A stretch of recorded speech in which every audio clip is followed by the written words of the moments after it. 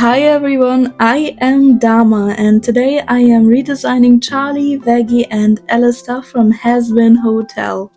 But first, let me change into something a little more fitting. Alright, let's start with Charlie. She is one I changed the least because honestly, I already like her design a lot. As you can see, I started by sketching all three characters next to each other. One thing Hazbin Hotel is known for is having a lot of super skinny and lanky silhouettes, so I wanted to push against that a little and vary their body types. Drawing them side by side also helps me to keep them feeling cohesive and related. Even though I wanted to tweak proportions, I still tried to be very show accurate overall. I've been following Vivzipop's work all the way back to her Zoophobia days, and she was a huge inspiration to me growing up. Her vibrant color palettes were always so inspiring.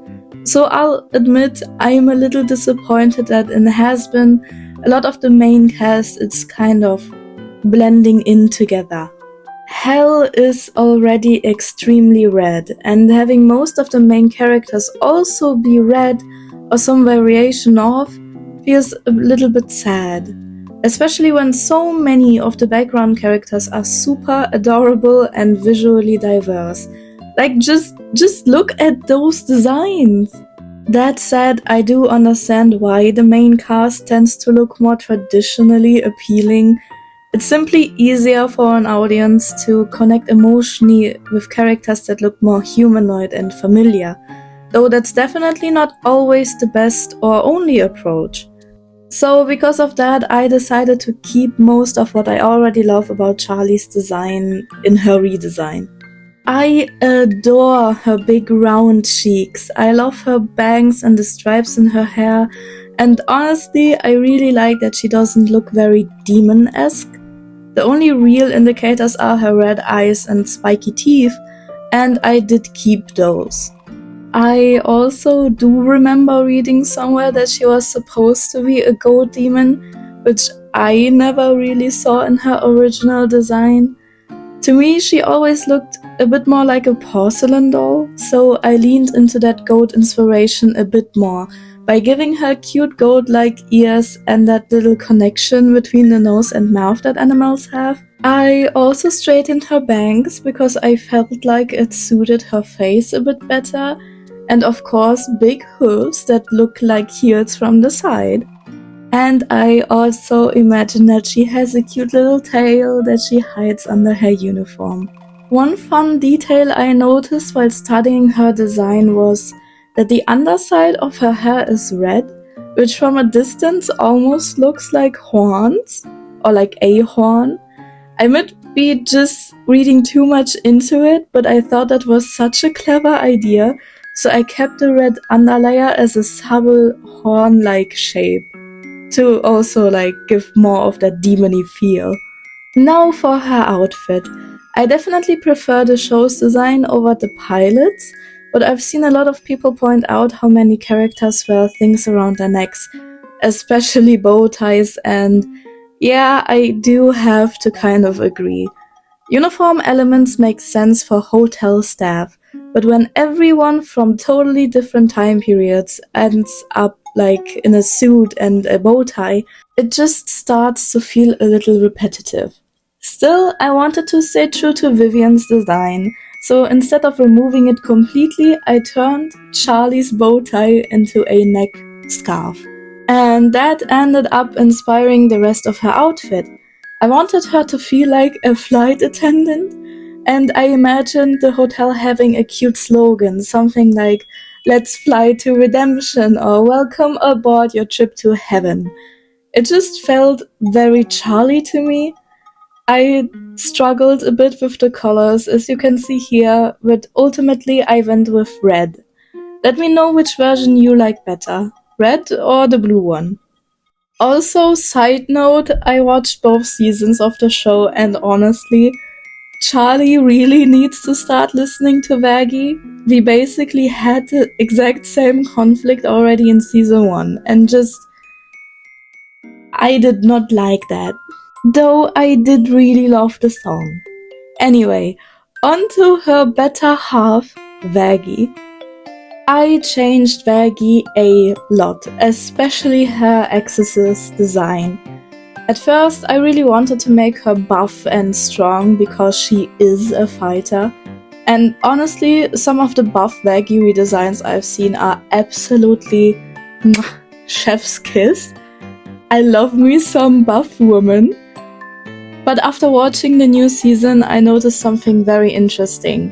The angels all look extremely similar. Same height, same body type, short hair, and it suddenly kind of clicked for me. They weren't just designed as angels, they were designed for Adam, the misogynistic asshole. He wouldn't want his woman to look stronger than him. That would completely destroy his ego, so I went into the opposite direction. I made them shorter, slim but curvy, and gave their outfits a bit more of that kind of sexy vibe. Almost like he built his own personal harem. Tight clothing, short skirts, chest breastplates that barely offer any protection. Because, like Camilla said, angels fight like they're untouchable. If you believe you can't be harmed, why bother with real armor? It's that classic game design trope, armor for women that protects absolutely nothing but looks good. And honestly, it feels exactly like something Adam would do. Also, I loosely referenced bees in her exorcist form. They serve their queen, or in this case their king, just workers following orders. So Vaggie got a beehive hairstyle, her halo resembles antennae, and I added subtle stripes and yellow elements to also hint at that theme. For her fallen design, I love the idea of her growing her hair out, as if she's reclaiming ownership over her own body. But I didn't want it to just be long and straight. I wanted it to feel rebellious and wild, to really lean into that kind of pirate energy she sometimes has. So I took inspiration from her very old concept art and gave her big, spiky, round hair again. Also, when she eventually gets her wings back, shorter hair would honestly just make more sense for flying. For her clothes, I wanted them to feel connected to Charlie's, but still be a bit different. I took away the skirt completely because I imagined Vaggie would want to distance herself from her old life as much as possible. Instead, she wears pants that end in a sharp, flower-like shape. The flower theme continues in her eye patch too. Flowers symbolize life, growth, and change, so it felt very fitting for her transformation. Also short sleeves, practical movement, and yeah, this is my Vaggie redesign. And finally, Alastor. I changed him a lot too, which I know is risky because he is a huge fan favorite, so please don't come for me. But after seeing his human life in season 2, I was honestly a bit disappointed with some of the original design choices. A lot of people didn't even realize he was a person of color, and some didn't immediately read him as a deer either. So I decided to tackle those things first.